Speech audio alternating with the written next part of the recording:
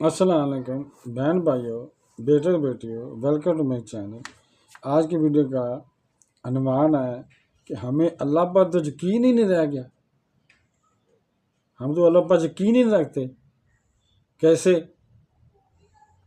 कि हम कैसे कह सकते हैं कि हमारा यकीन अल्लाह पर है? हमारा यकीन नहीं है कि अल्लाह देता है। कैसे हम कह सकते हैं कि अल्लाह हमें देता है? अगर तुम लोग हो एक अल्लाह से मांगते हो, एक अल्लाह के होते तो रस मस्जिदों में होता, दरबारों पर ना होता। ज़रा समझने की बात है कि अगर अल्लाह को एक मानते, अल्लाह को यकीन मानते अल्लाह का कि अल्लाह हमें देता है, अल्लाह ही देने वाला, अल्लाह से मांगना है, बस हम मस्जिदें भर जाएं। देखें कि मस्जिदों में ज़्यादा रश है, दरबारों पर ज़्यादा रश है। दरबारों पर जा रहे हैं लोग, धमाले मार रहे हैं, चूम रहे हैं, सजदे कर रहे हैं। उधर रश ज़्यादा, मस्जिदों में तो रश ही नहीं है। दरबारों पर बहुत रश है, बहुत मनतें मानी जा रही हैं। तो फिर कैसे हम कह सकते हैं कि हमारा अल्लाह पर यकीन है?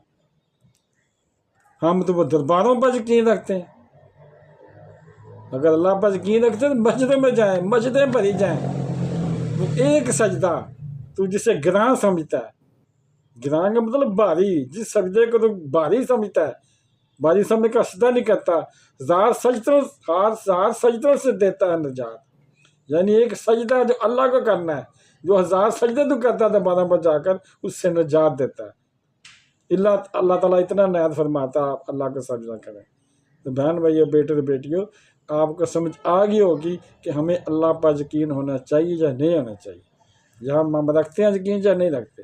अगर आपकी वीडियो अच्छी लगी है, सदका जारिया समझ के जैसे आगे शेयर कर दें और बेल को दबाकर आल पर क्लिक कर दें, ताकि मेरी आने वाली अच्छी से अच्छी वीडियो आपको मिलते हैं। जो मिलते हैं नेक्स्ट वीडियो में। अस्सलाम वालेकुम, खुदा हाफिज़।